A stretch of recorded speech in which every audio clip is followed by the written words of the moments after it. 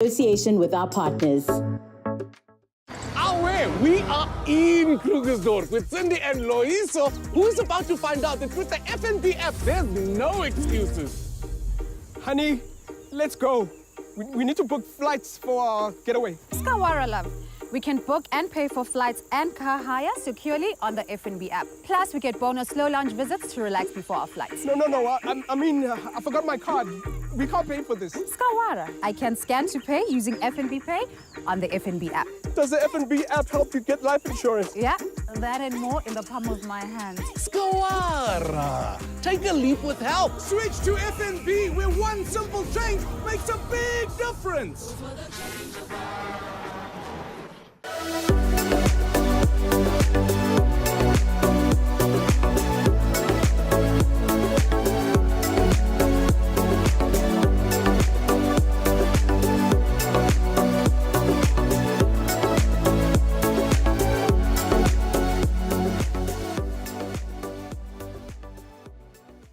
Welcome to the I Am an Entrepreneur Summit, proudly brought to you by our sponsor FNB in association with our partners Renault and ShopRite. My name is Garamo Nsweng and I am your host. Here at I Am an Entrepreneur, we have one main goal and one main goal only, and that is to help entrepreneurs build and grow successful businesses. Today's theme is identifying opportunities. Let's take it back to basics. If you look at the dictionary, it says opportunity is a time or set of circumstances that make it possible to do something, right? Simply put, how do you know when the soil is fertile for you to start a plant and grow the seed that is your business? That is the question that will be answered by our knowledgeable experts and our experienced entrepreneurs today. So come along on this journey with us as we identify opportunities. If you are watching via Facebook or YouTube, you can engage with us in our comment section. If you are using our data-free stream, then what you can do is send us a WhatsApp on 078-350-0768.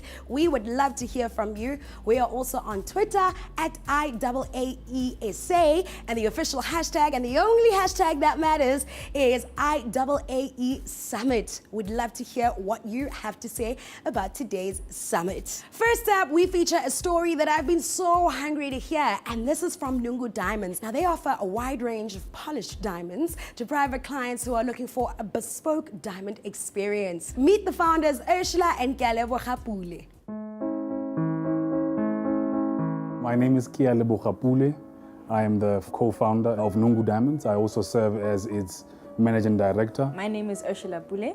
I am the creative director and co-founder of Nungu Diamonds.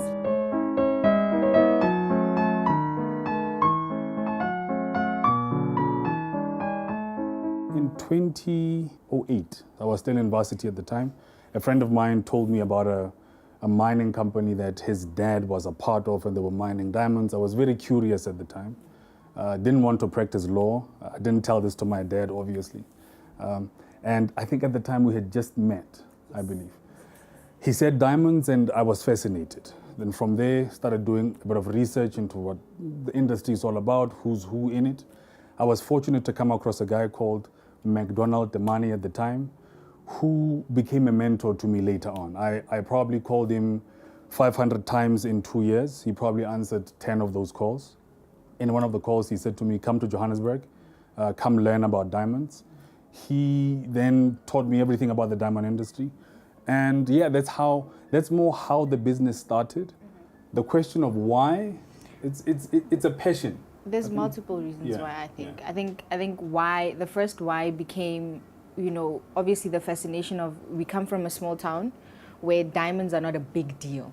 And so when you think of something like diamonds, it's the intrigue of the theme, you know? And then once you got here to Johannesburg, and I remember one of the conversations we had when you thought, I'm actually going to start a business. It was one of the conversations was, if I didn't know as much about diamonds as I do now, how many more South Africans, black South Africans, don't know? And that became one of the other whys.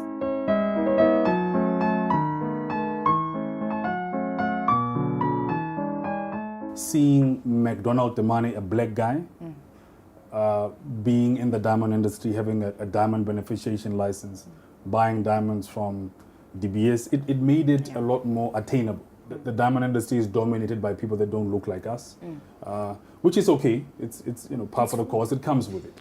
But seeing a person who is more like you and a person who was willing to teach me as much as he taught me, it said to me it's possible. Yeah. And to go back to what we just spoke about now, the fact that diamonds are mined in this continent and South Africa is renowned for them, it was almost obvious that because these diamonds are not consumed in the way that we sell them, this is the best way to sell them. So what way is this? You come here, you get to touch a diamond, which is something that many of our people haven't experienced. It's often the retail experience. And the beauty about the process also is that we become a part of such a great moment in people's lives. Yeah. You become friends with them forever. Yeah. The beauty of it is these are the people you grow with. Yeah. These are the people that you become part of their lives, part of their story, part of their journey, part of their provenance, because that's where their relationship started. And you become, every single milestone they go through there, you are the first people they think of. I think for me, as just a person who just loves people to begin with, She does. Maybe more so than me. Yes. But you really get to understand, a person's the personality of the person, and you want to bring it out in the piece of jewelry, and that's what I get to do every single time with the client, and that's what they get to do as well, because they experience me and I am the brand, so that becomes very, very important, that our us carries through the brand at all times in every single way. When I got into the diamond industry, it was primarily for rough diamond trading, or rough diamond, then polishing and then trading the polished. So more in the wholesale space. I got to meet very interesting people. People I'm still very close to today, and we got to start doing business together. So I had access to a rough diamond supplier from a company called the State Diamond Trader. And in the diamond business, if you have access to supply, in effect, you have money. You may not have the cash, but you have access. So it basically became, how do you build a relationship with other people that enable you to buy? So it's all a function of relationships. That's interestingly, we funded this business by way of relationships. That's what we did. I would say, just know what you're doing, or invest time in getting the knowledge. So I had to sit behind a bench, sit with people that I had to be humble before, people that had to teach me how to polish diamonds, and there's a beauty in that process. I think for me that needs to be highlighted. The importance of humbling yourself. Absolutely. Because you realize you will meet a lot of people along the journey, those that will teach you. And you learn from your clients as well. And they push you. They push you to be better. They push you to learn to explain better, because, again, that's why you need to know your product. It's because you need to explain it to the person. You have to come up with new ways to discuss what it is you're doing. There's a saying I heard from one guy. He said, to borrow from the turtle, he says, you can never move forward unless you stick your neck out. How interesting is that? You can't move forward unless you stick your neck out. So to any entrepreneur, that's all it is. Stick your neck out and see how it works. It doesn't always work out for sure, but there are lessons in there too. And in those lessons, you can then build and build and build. But it starts with taking a chance. And I think that's what defines Nungu Diamonds, right? We took a chance, and here we are today. And do it yourself. Don't be afraid to paint that wall, or paint a couple of easels. Whatever it is that you have to do, I say do not be afraid to do it. Because at the end of the day, when you look back, and we laugh at many, many moments where we had to look back and say, man, we went that far. We did. We did. But we sit here today, and our surroundings are as they are, and we're like, okay, so we did. And then we go again. And then we go again. So passionate about what they do, so knowledgeable, so well researched, and it's so amazing to see a family business that just works and continues to grow. It's so important as entrepreneurs to be open to learning from others, and I really hope that you gained a lot from hearing the story of the Pules. Coming up next, the business doctor has got a remedy to share. Stay tuned. We are in Bulukwane, where Karabo and Temba are discussing low-cost ways to run your business. Zanzi, Mamela. The way we do business has changed, eh? And so must we. Oh, yeah. Did you change your business bank? Hey, sisters, I finally switched to FNB's First Business Zero. And? I now get more than the zero monthly account fee. I get unlimited Mahala card swipes, free business coaching with Fundaba, with FNB app, NgesiZulu, and in 4 other languages. And a free FNB Connect SIM that is already loaded with more data, SMS, and business call time. More, kanjani. Oh, low, umhlobo wami, with FNB's First Business Zero. Oh, yes. Get more low for your business. Switch to FNB, where one simple change makes a big difference. Well, that's it. So this is the car. Turn left. I don't need that. Dad, turn left. So? Let's go shopping.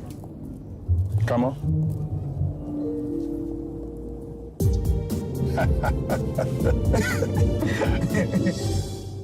The best way to enjoy a mushroom is just to eat a mushroom. I've been growing mushrooms on this farm for 21 years now. We started supplying checkers. We were very excited about it. We are still very excited because it allowed us to have access to more than 364 stores. And that allows us to deliver a lot more volume. It enabled us to grow to where we are today. We currently supply more than 16,000 first-grade pallets of mushrooms. When we are operating fully, we have a staff complement of about 175, which is permanent jobs. And 52% would be women. Some of them have been here for more than 20 years. A lot of people eat with their eyes, so they have to look nice, even though it doesn't correspond to the taste. They always taste nice. But our mushrooms look better because we control better.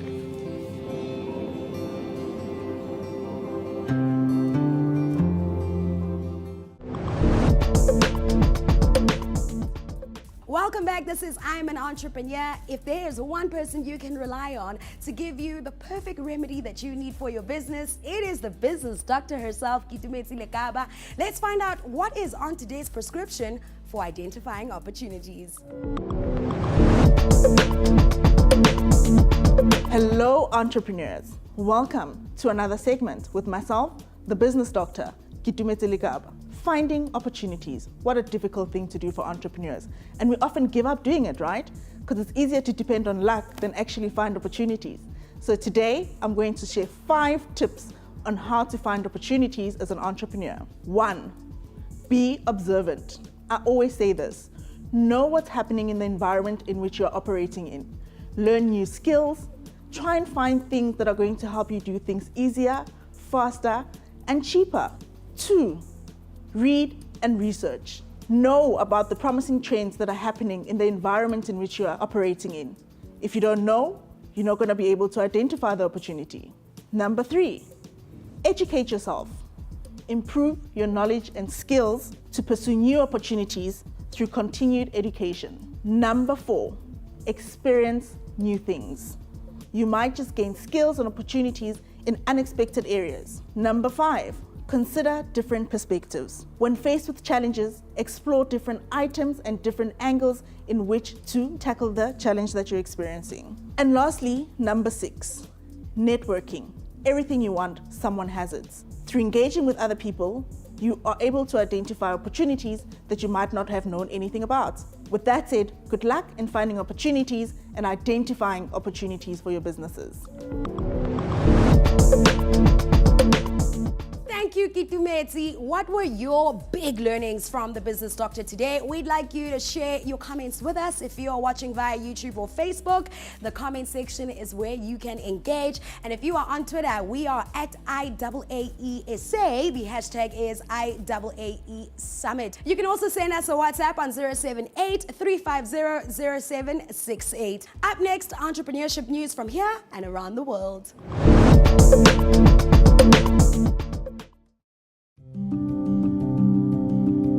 Let's go for a quick trip around the world for news and trends you need to look out for this month as an entrepreneur. FNB continues to support entrepreneurs by providing innovative funding solutions to SMEs, evidenced by FNB Commercial extending lending to SMEs in excess of 41 billion rand for the year ended 30 June 2021. This was on the back of simplified, scored digital lending processes, and significantly, 44% of this amount was extended through unsecured funding. Daniel Khan, Transact Pillar CEO at FNB, says, unsecured funding creates greater momentum for inclusive growth because there is no requirement for collateral, which can be a major constraint to financing SMEs that do not have capital to fund their early stage growth. If you're looking for funding, head over to your nearest FNB and speak to your business banker to find out what your options are. In social media advertising news, TikTok is set to overtake the combined global advertising share of Twitter and Snapchat this year, tripling its ad revenue in 2022 to reach $11 billion. Moreover, TikTok is predicted to catch up with Google-owned YouTube by clocking $23.6 million in ad revenue by 2024. This is according to research firm Insider Intelligence. With TikTok being highly popular amongst the younger generation that prefer it over Facebook, maybe you should consider incorporating it into your social media advertising strategy, especially if your products are aimed at a young and dynamic African market. Lastly, the Academy for Women Entrepreneurs, AWE, is designed to empower women worldwide, and the U.S. Embassy in South Africa has partnered with the Africa Women Innovation and Entrepreneurship Forum to implement the program. AWE 2022 is a 16-week online training program providing business and management training as well as network development to budding female entrepreneurs. Some of the benefits of being on the program include membership to the AWIEF community, graduates gaining automatic entry into the U.S. government-funded Exchange Alumni Network, which includes support networks, follow-on business opportunities, and potential seed funding. The application deadline is 3 May 2022. For more information, visit www.awieforum.org and click on News. We're about to take a short break, but do stick around because when we come back, we've got a brand new feature from our partners, ShopRite, called On the Shelf. Trust me, you want to stick around for this. We're with Keegan, who's spreading his changeable knowledge about FNB's Business Hub. Ever thought of branching out across the country? I'd like to, but I don't really know how. With FNB's Business Hub, Mahala, on the FNB app, there are tools on how to grow your business. You can learn business skills with Fundaba that has excellent practical information on most business topics. Or tune into Business Talk for industry news via podcasts, articles, and videos. There's also the Business Toolkit on how to navigate a crisis. You can learn whenever, even while on the move. How? All this from a bank. How? On the FNB app. How? How, Wayne? Switch your business to a bank that helps you level up your business skills. Switch to FNB, where one simple change makes a big difference. This is where the story begins. It's my daughter's 11th birthday party. She wanted to have a bunch of friends over, so there was lots of pizza. It was epic. Got onto my phone and I Googled corn dogs near me. Nothing showed up. How do I not have corn dogs in Joburg? So I thought, okay, well then it's fine. I'll just make my own. Corn dogs were the #1 favorite of the day. I told my husband, he was like, you could be onto something. So the rest is history. He was like, let's do something about it. I started calling every hour for several days. I was very persistent. We got our meeting set up with the buyer, with Promise, hey Promise, and had 1 billion questions, which he answered them all.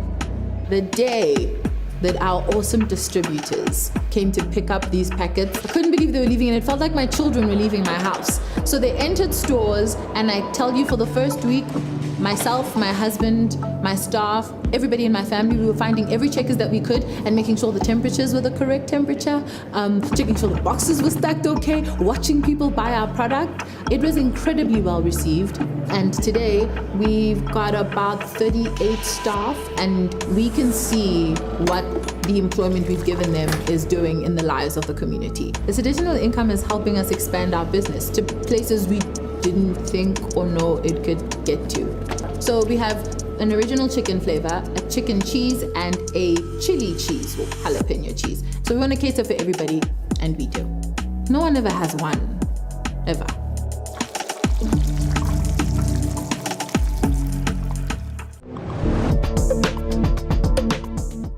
Welcome back. You are watching I Am an Entrepreneur, proudly brought to you by F&B along with our partners ShopRite and Renault. Now, I am super excited about this brand new feature we have in store for you. It is called On the Shelf, and it's brought to you by ShopRite.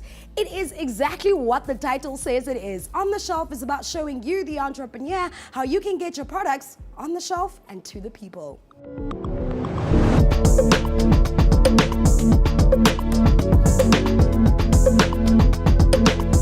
Hi, I'm Mon Mudisa from the ShopRite Group, and this is On the Shelf, where we talk about what it takes to get your product retail ready. Today we're speaking to Mabel, who's been part of the process of creating a new product, and she's going to be giving insights about the challenges that she's been through and what she did to get her product retail ready. Hi Mabel. How are you? Well, and you? I'm wonderful, thank you. Good, thank you. Mabel, can you just maybe give us a background about yourself? Okay, well, I am a regular girl. I am a regular Black South African girl. And I used to be in production, broadcast, and broadcast technology. And it just so happened, well, now it just so happens that one of my other passions is my actual life's purpose, which is food. So while I was still in broadcast and being a mom and catering to my kids, I started doing what I was naturally doing, which is feeding my family. And now I feed the rest of the country. Yeah. So how did the idea of the corn dog come from? My husband and I were being good parents, chaperoning a birthday party. So my daughter had asked if she could have a sleepover for her and 12 of her friends. So including my two sons, that was 15 kids. By 5 o'clock, everybody was pretty full. Yeah. Pretty full. I'd been feeding them the whole day. They'd been eating and drinking the whole day. So there I was sitting in my kitchen thinking, I'm gonna order myself something nice. I'm gonna make myself something nice just for me. So I've been catering to these people. Now you. So I thought, what have I never had? And all of a sudden a corn dog popped in my head, and I thought, let me just order one quickly. Went to all the big food delivery guys and I couldn't find anybody who made any. Googled some big retailers around me, couldn't find any. So I was like, that's odd. So then I just Googled what the basic ingredients were. I made, I think about 10 or 11. So as I was having my corn dog, I screamed, guys, I've made corn dogs. And the kids came rushing in. I swear they lost their minds. I don't know whether it was food on a stick or a new food they'd never seen before, lost their minds. And the very first question that I got while everybody was eating was, Auntie Mabel, where did you buy these? And I was like, I didn't. I made them. I made them. I was like, wait, if I make them, will you ask your mommy to buy you some? And they were like, yeah. And honestly, that's how Browns was born. So obviously now you've got this corn dog that you've just made, and you want to sell it, you want access to a market, you go to ShopRite. From the corn dog that you made in your kitchen to the corn dog that you sell now, what is the process and how did you get it retail ready in layman's terms? So I'm just gonna start off by saying that there are many brilliant ideas out there. There are many brilliant ideas that will never come to fruition because people died with them. So there is no stupid idea. Don't think your idea is silly or too small or too big. So what the first thing I did was, I went and I spoke to my husband about it. I was like, babe, you know I made corn dogs for these kids and they all just went ballistic, right? And I thought, I couldn't find any when I wanted to buy some. So I said to him, do you think maybe there'd be a retailer who'd be interested? This is just a normal conversation we're having over breakfast. And he goes, I don't know. What is it even a corn dog?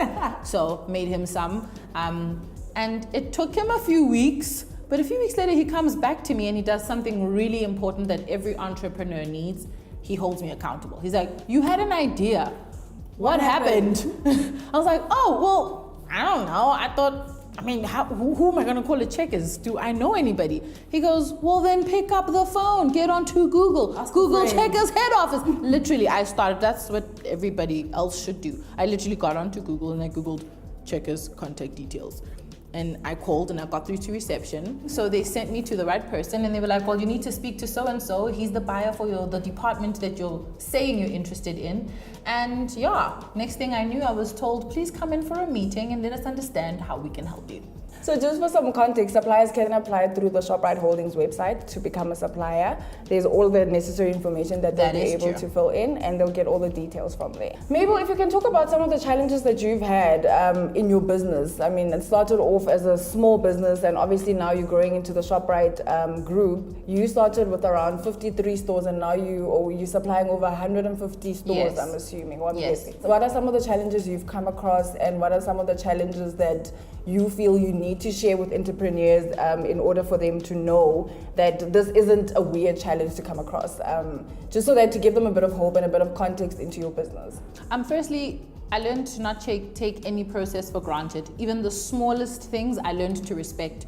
I respected that this was an entrepreneurial journey and that there was a lot that I didn't know. So I had to put all my intellect and my smarts aside and be willing, ready, and able to accept help and advice, not just from the buyer, but from food technologists, from family, and from friends. So cool. After the phone call happened, my husband's really brilliant. He's our COO. He's really brilliant with graphics and with animation. So he made us a mock box, gave it to them, and Checkers was like, oh, wonderful, that's great, cool. So would you like to start supplying? It felt like when a dog chases a car. That time And then you the had car one stops. dog. Yes, the car stops and like, ooh, what do I do with this whole car? So the opportunity came. First couple of challenges were we had no idea how to put together an ingredient list. What type of packaging would be good for us? Do we package in plastic? Do we go straight into box? Where are we going to manufacture? My house is not going to cut it anymore. We're going to have to get a facility. So the first thing we did was we called a food technologist and they explained to us what a facility required, what the legal requirements were. Then one of our biggest other issues that we faced was distribution. But again, Checkers came to the rescue and they sent us to a slightly smaller distributor who was able to carry us until we could get with the big guys who have global reach. And all I can say is keep knocking on doors, be patient, keep speaking to buyers, keep speaking to merchandisers. Merchandising was another issue that we had. No one tells you, so cool, you've got your product on the shelf. Cool, so who's unpacking it? I'm like, the store? No, so there was a lot to learn. And it is so easy to take for granted that I have a good idea. Somebody's accepted my idea. They're going to put me on the shelf and then not respect the rest of the processes. Not giving respect to your product, your brand, and the processes will harm a person. What advice do you have for entrepreneurs that have new products that they want to get into the market in terms of retail readiness? How do you go about getting your product onto the shelf? What to look for? Maybe some tips. Okay, so a while ago, you said some really important lines to me that I wish I had heard before I wanted to put a product on the shelf. The ShopRite Checkers group is ready to do business. And With they're small with small suppliers. That is such a critical line. That is such an invitation to share my ideas and my innovations with somebody who is called Africa's biggest retailer. I don't know if people have seen Africa, but it's huge. Yeah. So it can feel really intimidating. The first piece of advice I'm going to have is have somebody who's going to hold you accountable. It would be so easy to think of making corn dogs and then never do it. But because I had somebody on my back who asked me constantly, what do we do? What are we doing about it? Who did you call? What did they say? And when they said that, what did you do about it? Have somebody who's gonna hold your dreams and your passions accountable. Believe 100% in your product. Know that there is space in this world, hey? There is definitely space. And with organizations like this that have made it publicly known that they're willing to do business with people, none of us have an excuse. But also really, really importantly, take advice seriously. Do not think you know it all. Even if you have been in retail, life is constantly changing. Take advice from people who offer it to you that you know are in good positions to offer it to you. Thanks for the insights, Mabel. I wish you really well with your corn dogs. Thank I you. hope we're going to see some new flavors coming soon. Absolutely. You're going to have them first. Thank you. Most definitely. Thank you very much, ShopRite. That was so insightful. Now, I know for a lot of entrepreneurs, when you walk into a big retailer, it seems so impossible to one day have your brand or your product on those shelves. And you have just made it seem so possible, and something that is definitely an opportunity that one can actually reach. That was On the Shelf. Coming up next, renowned broadcaster Jeremy Maggs with Viewpoint.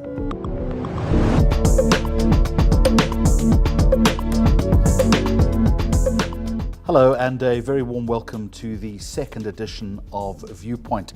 It's our job to unlock the key secrets of successful people so you can build a successful business. This time around, we're going to talk about opportunity, not only how to identify opportunity, but to look and assess the risk attached with opportunity. And sometimes we'll also talk about how to walk away from an opportunity. Not always easy, but sometimes you've simply got to do that. In that respect, I guess, we've identified an opportunity for ourselves. I'm going to be talking to Simone Bobo, who is the founder and executive creative producer of the creative agency Osu, and also the founding partner of Honor and Grace. It's a creative sports agency. I'm looking forward to what I hope will be an invigorating conversation. So, Simone, a very warm welcome. Before we start talking about opportunities, maybe let's start with your entrepreneurial journey and why on earth you would want to start your own agency. It's tough out there. It is tough. So actually, me starting a business didn't actually come from me deciding, okay, I've had enough of the work life, I want to start a business. It actually came from when I was younger. My dad had two businesses that, you know, from the beginning it went well, but with the recession coming in, and that was back in the early 2000s, I could see how much of a strain it put on my dad and his business. And that set me off completely. I was like, there's no way that I would ever touch business. But, you know, being a 9-to-5 worker in advertising at the time, I did a job in Ghana shooting an ad. And, you know, when you're traveling away, you get S&Ts. I used mine on fashion, so I bought clothes. And then the designer that I bought the clothes from, he came to me with a box of clothing. He was like, can you sell these clothes, you know, in South Africa? And I was like, sure.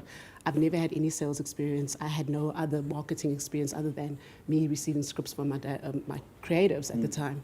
And yeah, that went well. And then 1 to 3, I started doing my own shoots, doing all of that. Being in the industry, I saw that I was doing a lot of work with outside external suppliers, giving them work in terms of film directors and production houses. And I could always see that there wasn't much black female production companies within the film advertising industry, and that really piqued my interest. So I decided, you know what, let me try and see if I could potentially do something in there, and that's why I'm here. I eventually just decided to take the risk and start the business. We're going to talk about how entrepreneurs spot opportunity, but in your own case, how did you spot your own opportunity? What did you see? I was working at an advertising agency as a senior producer, and part of my work at the time was to find suppliers to produce the work such as TV commercials and stills. That would include looking for film production companies that represent film directors and photographers. So I picked up the gap in terms of looking at the suppliers we were awarding jobs to. Majority of them, and I'll safely say about 98% of them were white male. And that really ticked me off to realize that the content and the scripts that we were needing to produce were for a mass black market. And I felt also sitting in boardrooms, when you're looking at treatments, for example, seeing how the film director or the photographer would employ that they miss certain great nuances that only we as black people would be able to articulate quite accurately and quite humorously, depending what the script vibe is. And that made me realize that it's time to actually, you know, formulate, you know, a company or find young black talented film directors or photographers who are not tainted with the typical advertising brush, but come with fresh ideas, fresh energy, and a fresh way of producing work that we wouldn't have, you know, thought of or systematically would do. And that's how my company came about. Nice to see that it was spurred by a little bit of indignation as well, which is important. Exactly. Now let's talk about identifying opportunities. What are the important elements that an entrepreneur needs to look out for when spotting the chance? The most important things, and I can't pinpoint to one thing, so hence the plural, that an entrepreneur needs to look and spot for, I believe is, is there a need for something that it is that you want to do? Is it for the community? Every business and any business always feeds a community. So identifying the community that it is that you want to create the business for. And in typical, business terms, it's called a market. So I think those are the most important things that you need to look for. So spotting the need and looking for the market. So patently in your journey with this particular venture, you'd spotted the need, but a little more tricky when it comes to making sure that an actual market existed. How did you go about doing that? Was it simply a question of market research, or, as great entrepreneurs often tell me, it's also about that gut instinct? You just knew. Bit of both, what was it? I think it erred more on the gut, that little voice or that little thing in your stomach where you just feel that this is the right thing to do. That also pushes you to be able to say, you know what, I'm going to take the leap of faith in myself as well as the community I'm going to service. In my instance, for example, in my businesses, is that the biggest, when you see a gap where there's a disadvantage towards a certain individual or group, and you have the advantage to be able to assist and help that person, that's what that's the gap that you're trying to close within the business world. So for any entrepreneur, if you want to start a business, it's a selfless thing that you're going to do.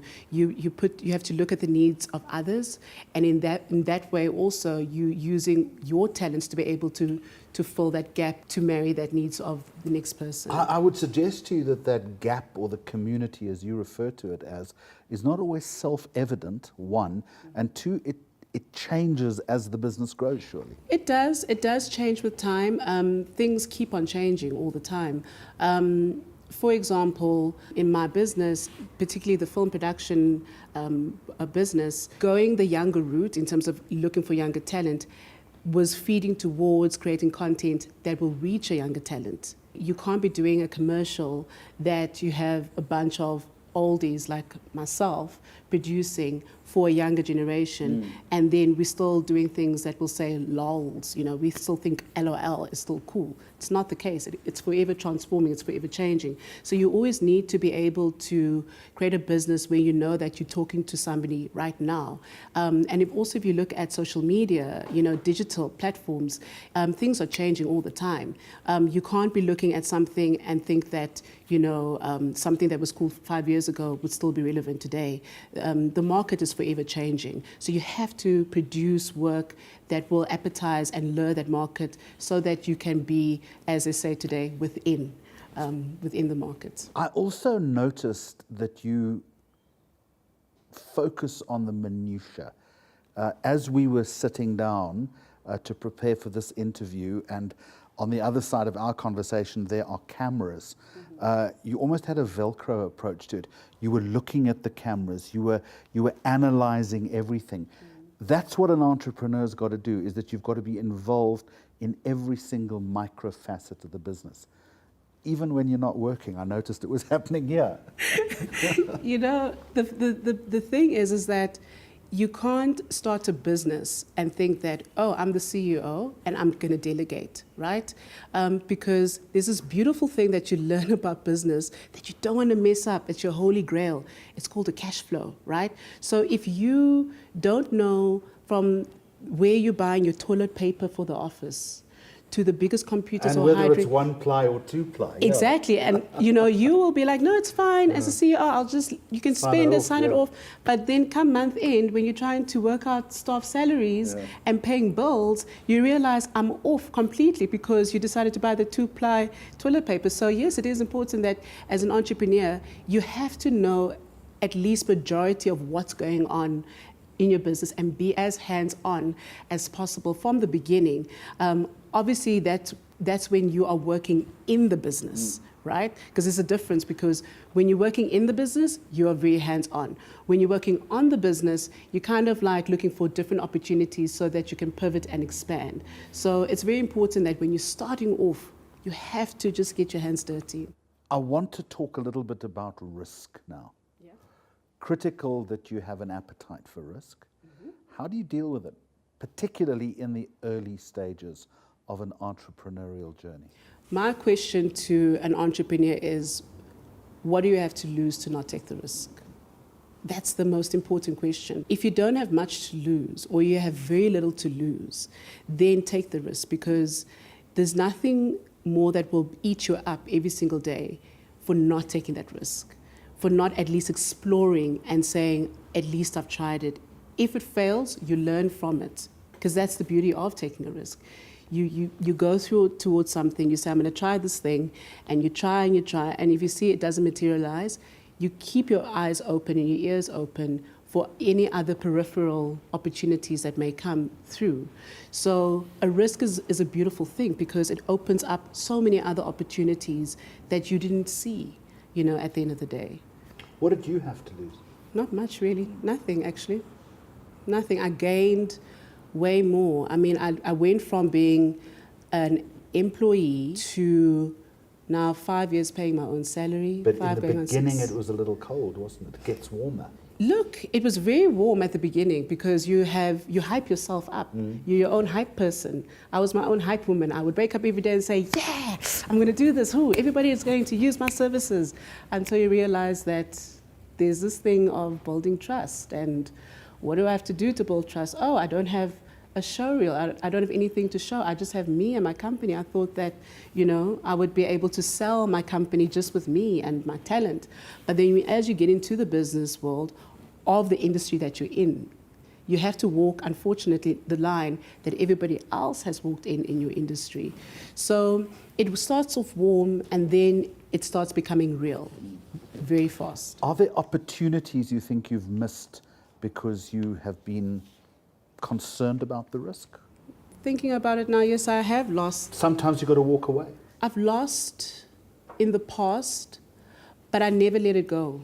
You risk something, you say, okay, fine, if I'm going to do this, it's fine, but I'm going to come back to it, because it's an itch that you want to scratch, and you just want to be able to make sure that you've absolutely done everything that you can to make sure that you've at least tried to do it, There were opportunities, and big opportunities, that I've lost, but I'm still trying to, fulfill those opportunities even today. In conclusion, Malcolm Gladwell talks about the 10,000 hours, that once you've put the 10,000 hours in, you are then an expert in your field, and you're able to play the game a whole lot better. Patently, you've done the 10,000 hours, or at least very close to it. So you're now able to think about the next step in terms of entrepreneurship, having established the foundation. How do you apply your mind to that? I don't think it would be any different from how I would apply my mind to when I started. The next step, obviously, is growth, expansion. Once again, you look for the need and you build something new. So you always employ the same thing, but the most important thing is that you learn not to do the same mistakes that you did before, and you try to do better all the time. Some advice that I didn't take at the time, I'm now realizing I've paid gravely for it within the business, and now I'm like, okay, you know what? Maybe you need to do that again, So it's the same things that I would employ, but just make sure that I tighten things a bit better.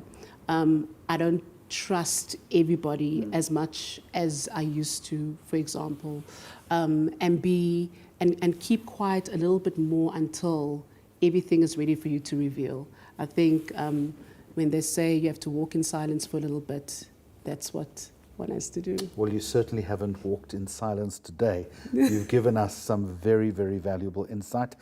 Simone Bobo, good luck to you. Thank you. And what an absolute pleasure it has been talking to you right here on Viewpoint. Thank you very much, Jeremy and Simone. Now, some of my favorite content is watching women dominate in spaces where we never used to dominate at all, or where you could never imagine that you could even fit into that industry at all. Keep up all the great work that you do and keep inspiring other entrepreneurs to go out there and do their thing. What is it that you gained from that conversation with Jeremy and Simone? Do engage with us. If you are watching via YouTube and Facebook, then you can let us know what you think in the comment section. And if you are using our data-free stream, 078-350-0768 is the WhatsApp number. We would love to hear from you.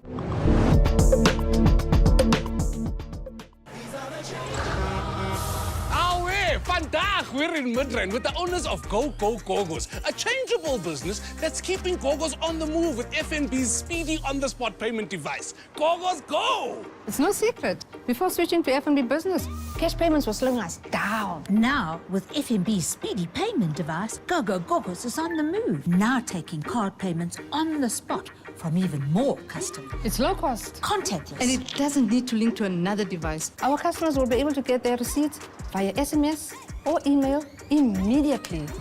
Switch to FNB, where one simple change makes a big difference. Go, go, Gogos, go!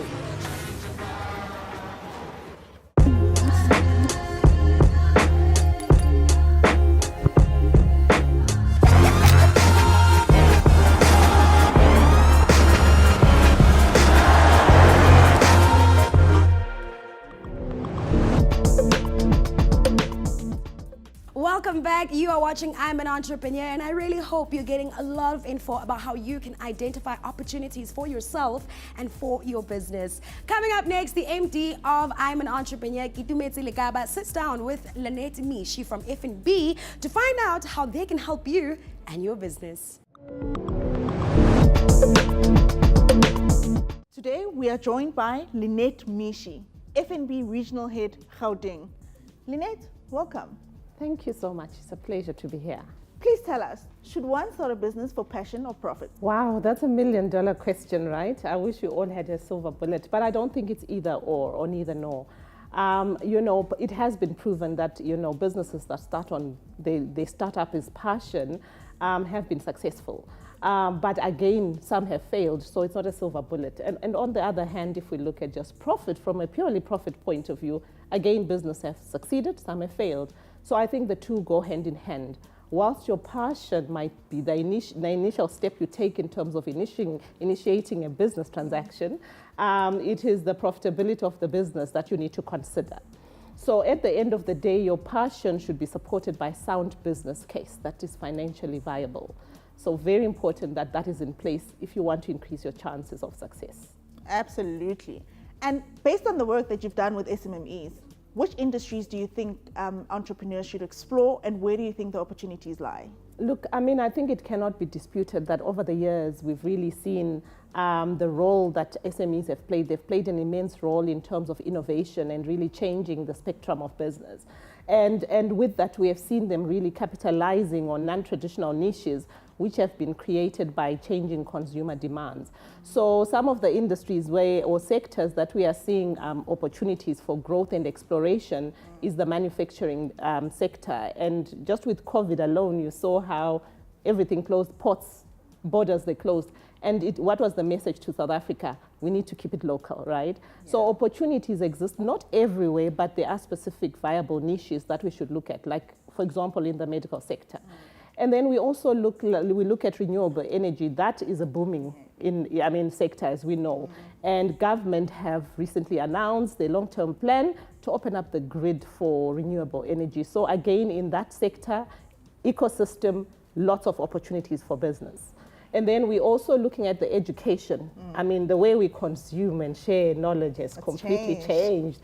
And that, I don't see it going away anytime soon. So again, perfect platform for businesses. And there are many other opportunities that I believe have been created for SMEs to explore, but these are just some of them.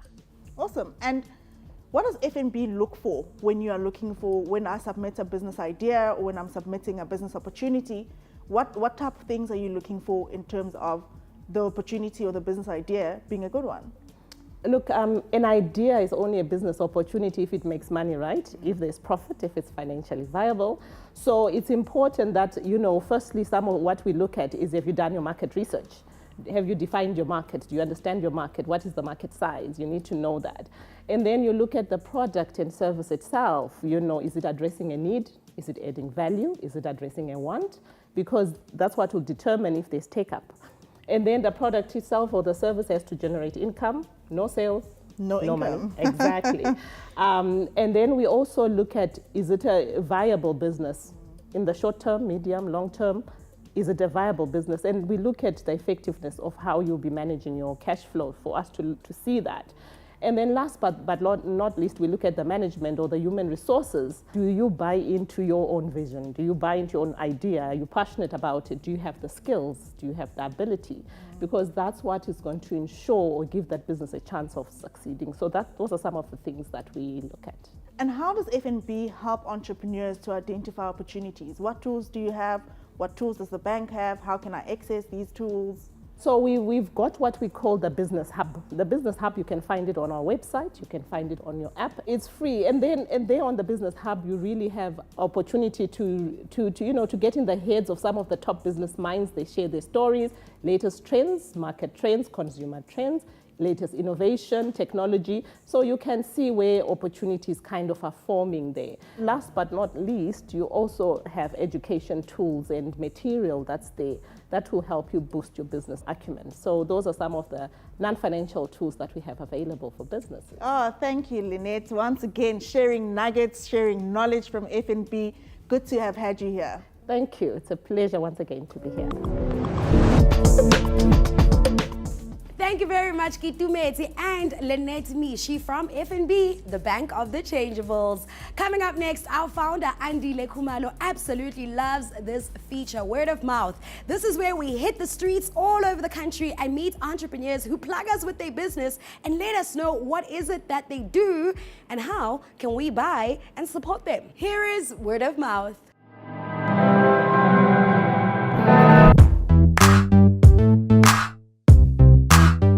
Hi, my name is Palisa, also known as Chef Bagzo, of which Chef Bagzo is also my business name. Chef Bagzo is a small catering business that caters for all sorts of functions. Mainly we specialize in African cuisine, snack platters, and a lot more. But like I said, I'm a chef. I can cater according to your menu. I'm Palisa Kwanaite, and I am an entrepreneur.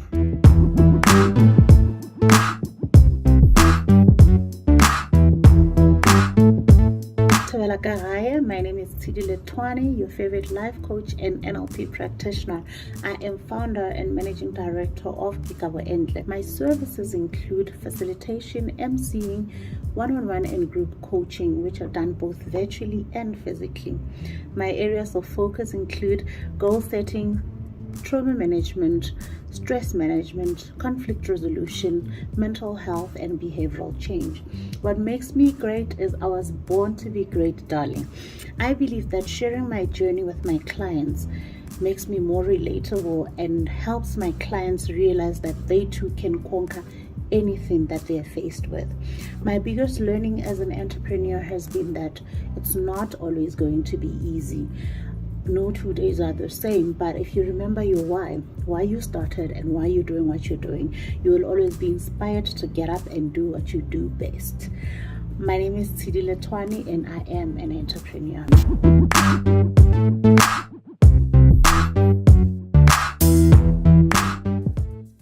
That was Word of Mouth. Well done to all the entrepreneurs. Now that is how you plug your business. If you would like to feature in our next Word of Mouth and tell everybody about the work that you do, what you sell, what service you provide, drop us an email on info@imanentrepreneur.co.za, and who knows, you could be in our very next Word of Mouth.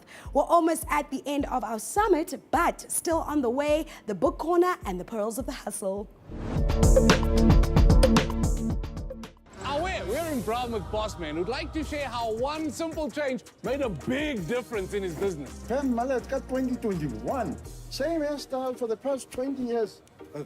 Chief, time to be a changer. I opened a business call account that's free, and it's linked to my main business account. Business call what? A business call account separate from my main account that allows my business to start saving and earn interest from as little as 1 minute.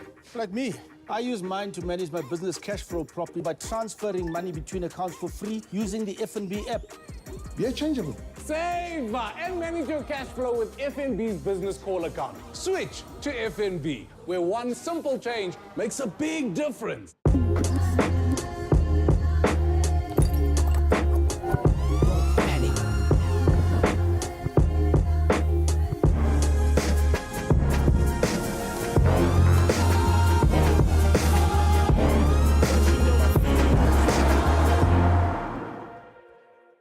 Seeing my product in the shop, it makes me want to do more.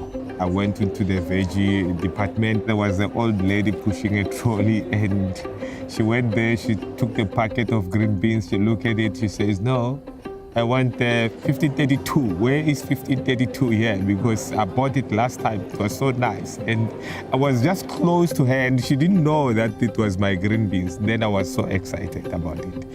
She left the other one and go. Really, this is a true story. I've seen it with my real eye. Before I had my own farm, I was a foreman around Hazyview. While I was working at the fresh produce there, we had a shortage of spinach. I took that advantage and went home and started planting out of a backyard. I've started to supply my previous employee. A lot of hard work, yes. I've managed to save some money while I was working there because the money for the spinach that I was selling while I was there, all that money to come and buy a farm. Shop right into Shile Kudu or Kebeliona on board because supply kanako and each year stoko saga akakam kaso.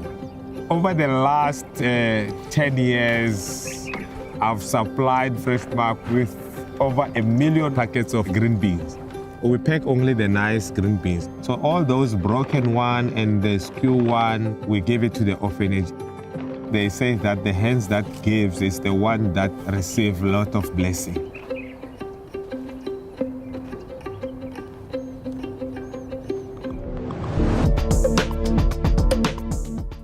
Welcome back to the I'm an Entrepreneur Summit. Coming up next, one of my personal favorite features, the Book Corner. And today we feature Tobile Topsmkhwanazi, who's going to let us in on some of the books that helped shape her as an individual and as an entrepreneur. Bookworms, unite.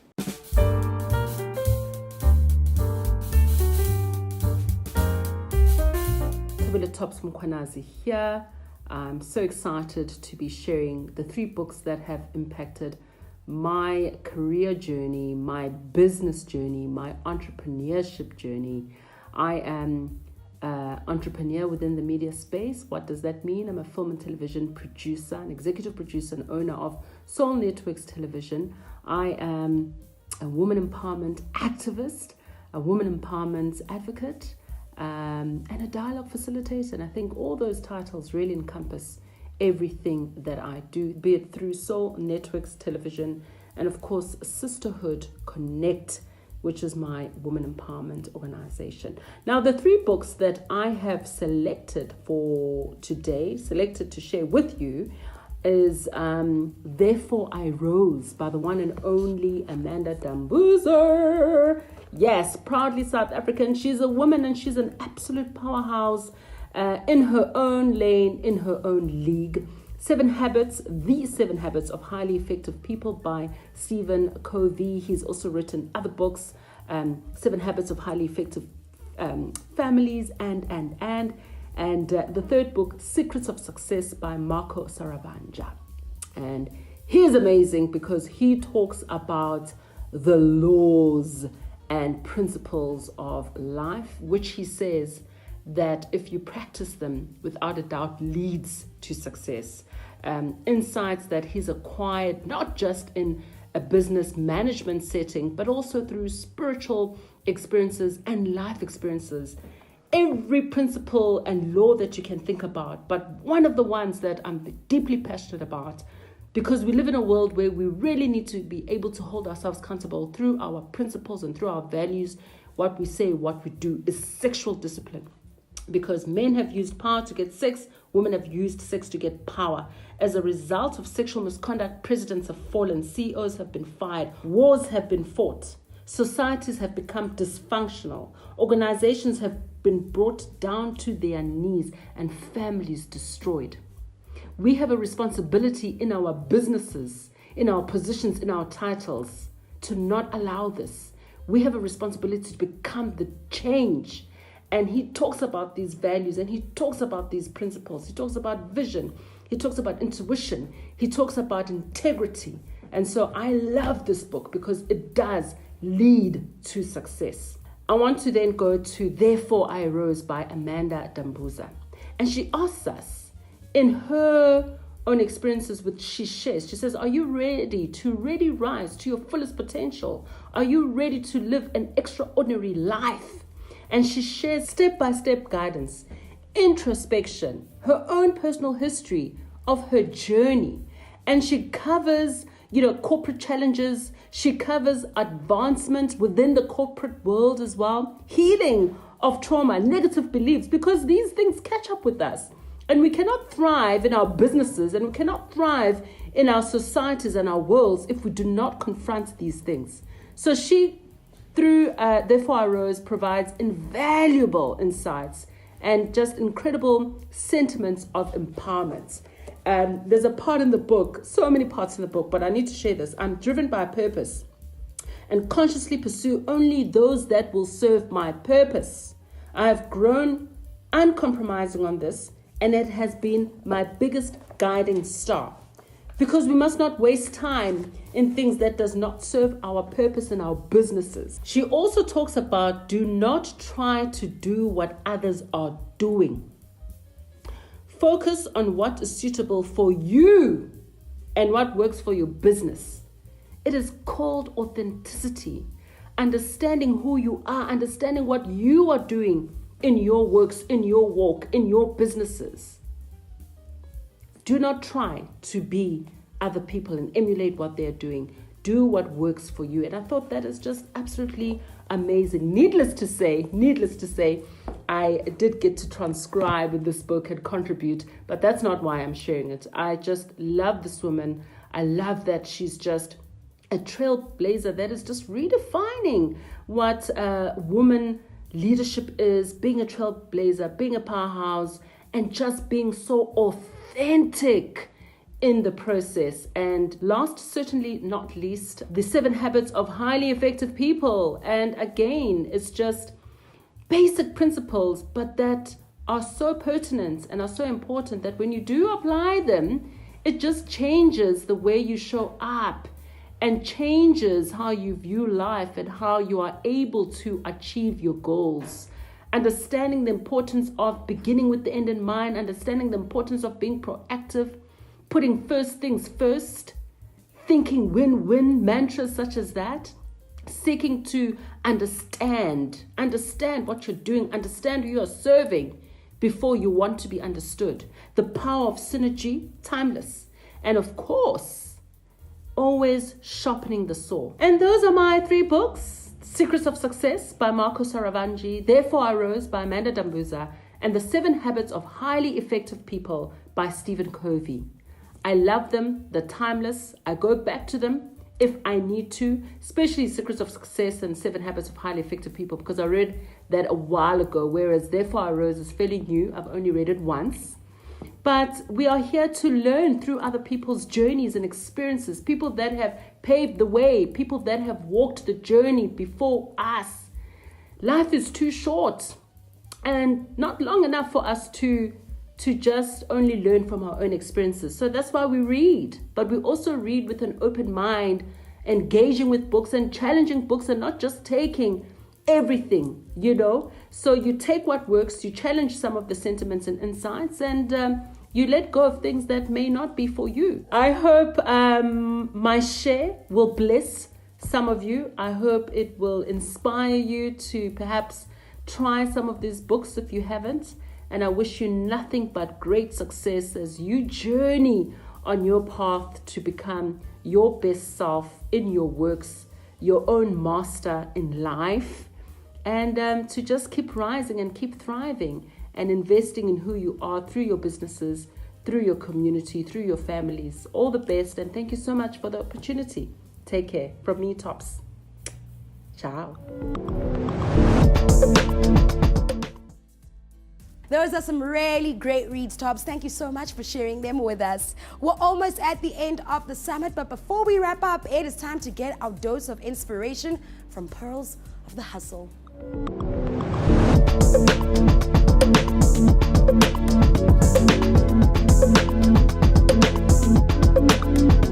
One of the best ways to build a business is by paying attention to the problems you have in your own life, especially the ones that are fundamental to you. You know those things that keep coming at you every time you're having the same problem? You talk to your friends, you talk to your family, and you find that people have a similar problem? Very often, that turns out into a pretty good business idea. How do I know this? Aisha Pando is the co-founder of Sweep South. Listen to her story. While I was sitting and kind of thinking through those things and working through those things, our helper went off and we needed to find a replacement.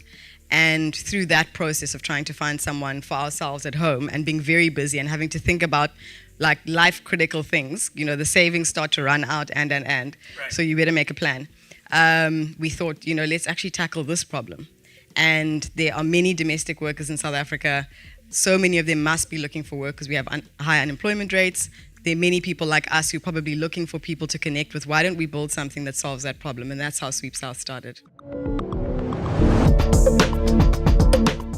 And that brings us to the end of our summit today. I hope it was an eye-opening experience and you were able to learn a lot about identifying opportunities, and you feel better equipped to be able to decide when an opportunity is worth exploring and when it's not, when it's for you and when it isn't. We absolutely love hearing from you and we value your feedback so much, so do get in touch. If you are watching from YouTube, Facebook, or Data Free Stream or anywhere else, send us a WhatsApp on 078-350-0768. We love hearing from you. You can also like our Facebook page at I Am an Entrepreneur on Facebook. And then on Instagram and Twitter, you can find us at IAAESA. That hashtag, don't forget it, IAAE Summit. Comment on all the things that you thought about today's summit. A very big thank you to our sponsor, FNB, and our partners, Renault and ShopRite. This couldn't have been possible without you. Until the next I Am an Entrepreneur Summit, keep building and growing your business.